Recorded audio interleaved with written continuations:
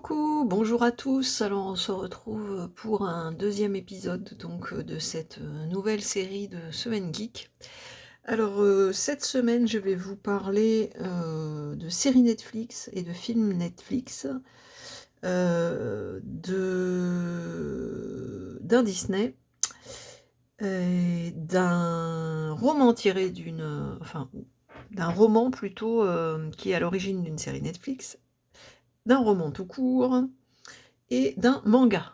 Voilà. Bon, c'est un petit peu diversifié. La dernière fois, je vous avais dit que j'allais faire une catégorie par catégorie. Et là, au final, j'ai pioché dans tout ce que j'avais vraiment envie de vous partager cette semaine. Alors, on démarre avec ça. Dash and Lily.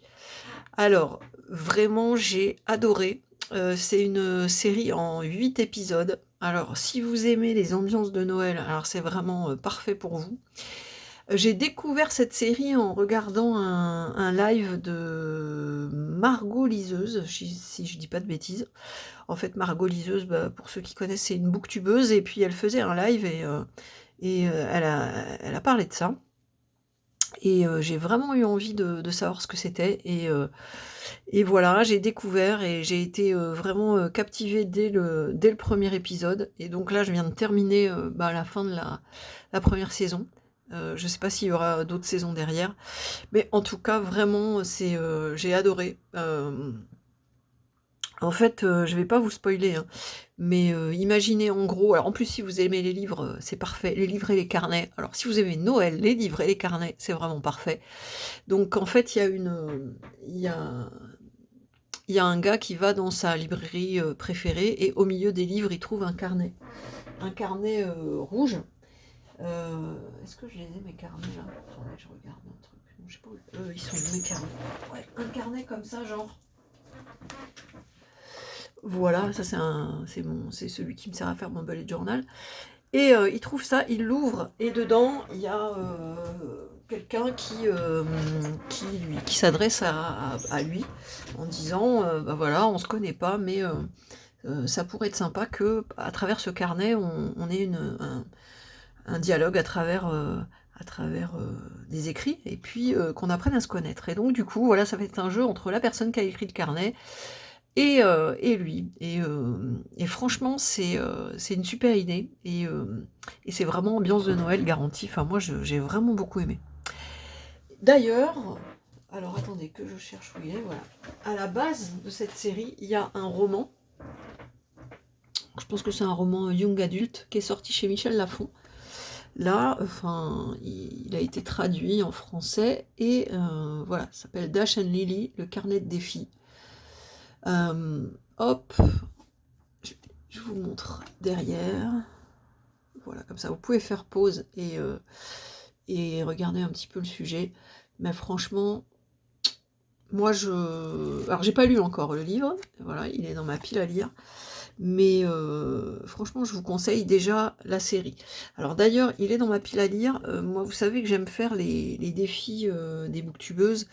Il y a des challenges, notamment le Cold Winter Challenge. Alors attendez que je vous montre ça. Stock. Voilà. Donc si vous allez sur Facebook, vous allez tomber vous tapez Cold Winter Challenge, et vous allez tomber sur cette page. Et il y a différentes catégories avec des sous-catégories, et à chaque fois vous devez trouver un livre qui rentre dans une catégorie ou une sous-catégorie, et puis ça vous donne des idées de lecture pour cette période des fêtes. Et moi j'aime beaucoup les défis littéraires, parce que d'abord on voit un peu ce que les autres lisent, ça donne des idées, et puis ça encourage à lire, je trouve. Voilà.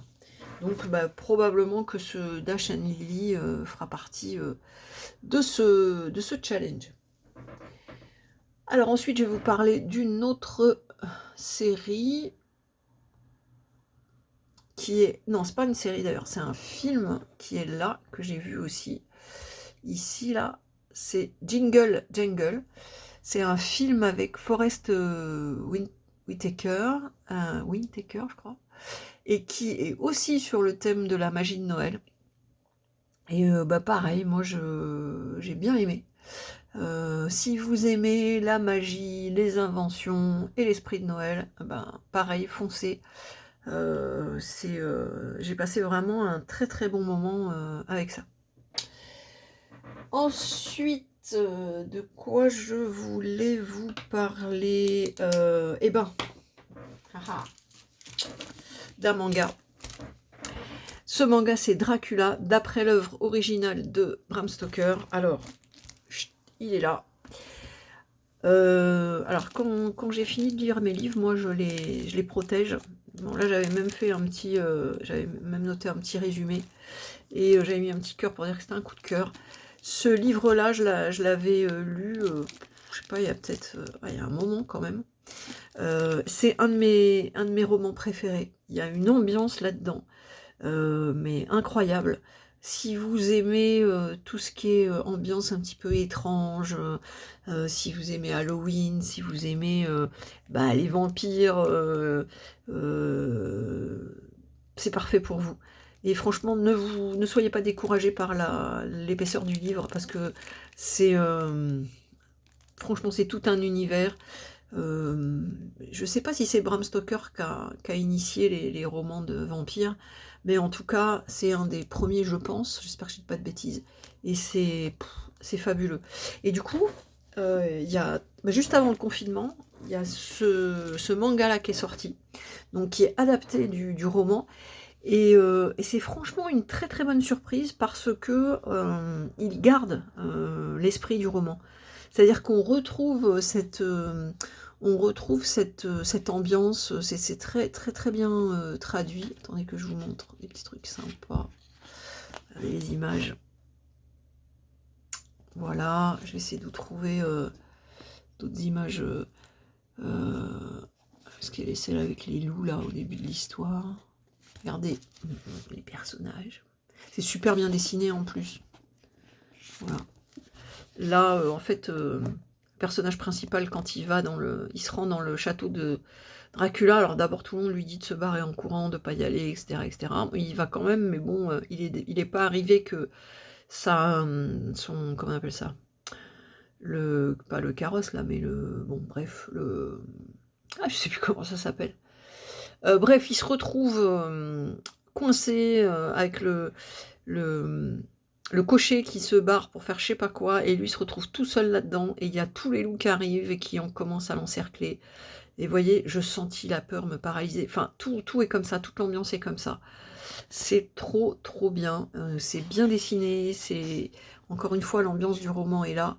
Et peut-être que si vous n'osez pas démarrer le roman directement, vous pouvez très très bien lire ce manga-là. Et puis, si l'ambiance vous plaît, franchement, je vous conseille vraiment d'aller voir le livre original de Bram Stoker, parce que c'est un très très bon bouquin.